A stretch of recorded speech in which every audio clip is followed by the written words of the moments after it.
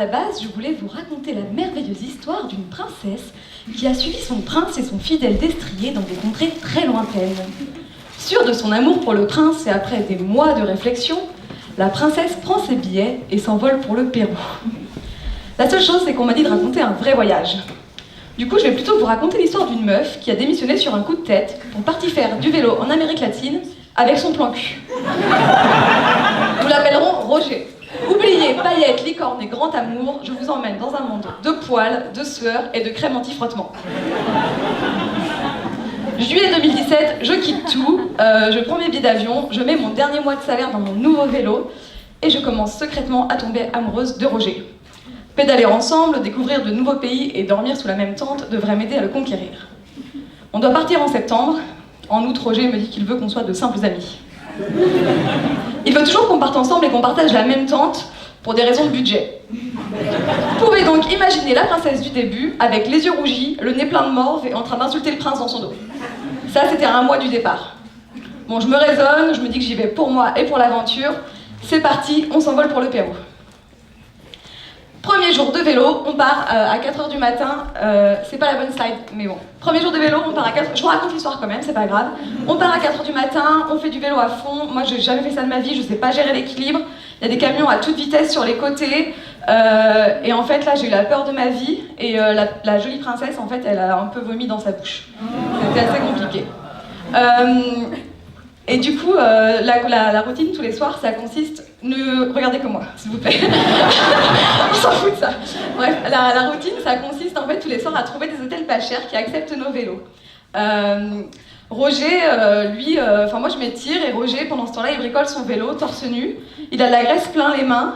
Il transpire, moi je reprends mon souffle et j'essaie de penser à autre chose, genre à ma grand-mère, parce que ça va pas du tout. Mais bon, bref, j'oublie vite l'opération séduction parce qu'au final, vous l'avez vu avant, mais j'étais pas très jolie en voyage, quoi. Et puis ma routine du matin, c'était plus thé vert, mascara et parfum, mais plutôt j'étale de la crème sur mes fesses fatiguées. Qu'est-ce que je fais ? Je demande à Roger s'il a des cloques, lui aussi. 3, je remets mon t-shirt plein de sueur de la veille et puis c'est parti pour la journée. Bref, du coup, ouais, c'est hyper... Je peux pas continuer comme ça, en fait, je suis désolée. Je suis vraiment désolée. Non, mais je sais plus parce que je suis... En fait, il y a un petit décalage sur les images, du coup, vous êtes spoilés, vous savez tout ce qui se passe, quoi. Je suis vraiment désolée.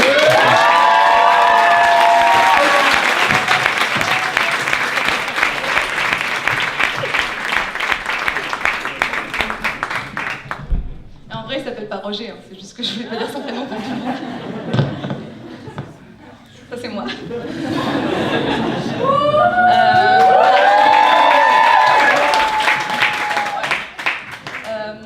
Ok, ouais, vas-y, moi je prends là, c'est bon. Voilà, trop belle.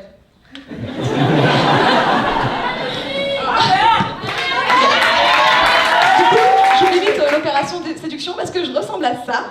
Et donc ma morning routine, c'est plus thé vert, mascara et parfum, mais c'est étalage de crème sur les fesses. Je demande à Roger s'il a des cloques, et je mets mon t-shirt plein de sueur, et voilà, c'est parti pour la journée. On fait tout ensemble en fait, on dort ensemble, on pédale ensemble, on mange ensemble, c'est du H24.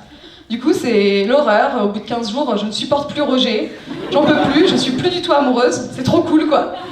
Du coup mon conseil, partez tous avec la dernière personne qui vous a largué, prenez un vélo, et vous verrez qu'en fait c'était plutôt une bonne chose. Bref, ça va beaucoup mieux, mon estime remonte, les camionneurs, les policiers, les ouvriers m'encouragent à coups de klaxon et de « Vamos, mi amor !» On fait entre 60 et 80 km par jour, avec un record de 130. J'ai des brûlures sur les bras, j'ai plein de courbatures, mais je suis super fière de moi. Et puis les paysages sont magnifiques. Après 800 km, on atteint l'équateur, on passe le contrôle aux frontières, et la fille qui tamponne mon passeport me demande si j'ai un travail. Je lui dis non, je voyage actuellement. Elle note femme au foyer.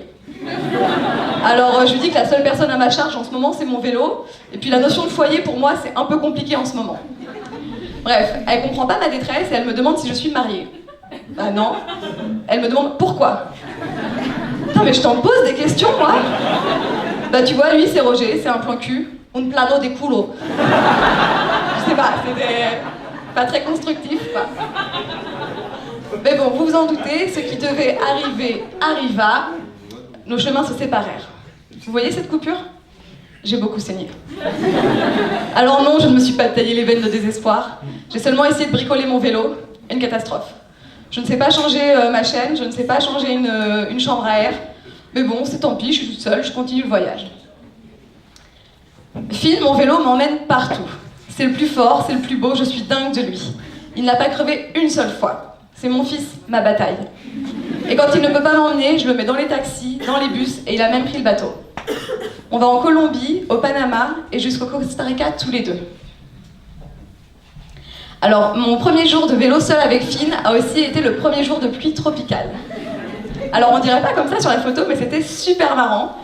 J'ai eu l'impression d'être une enfant à qui on avait dit « Putain, vas-y, c'est maintenant, tu te roules dans la boue, tu sautes dans les flaques, mais c'est aujourd'hui ou jamais, quoi. » Du coup, c'était trop cool. Par contre, 2 jours après, c'était rebelote et je devais prendre un bus et ils voulaient pas de moi comme ça et j'ai juste pleuré. Bref, on n'a pas beaucoup de temps que tous les deux parce que je croise vite Hailey et son vélo.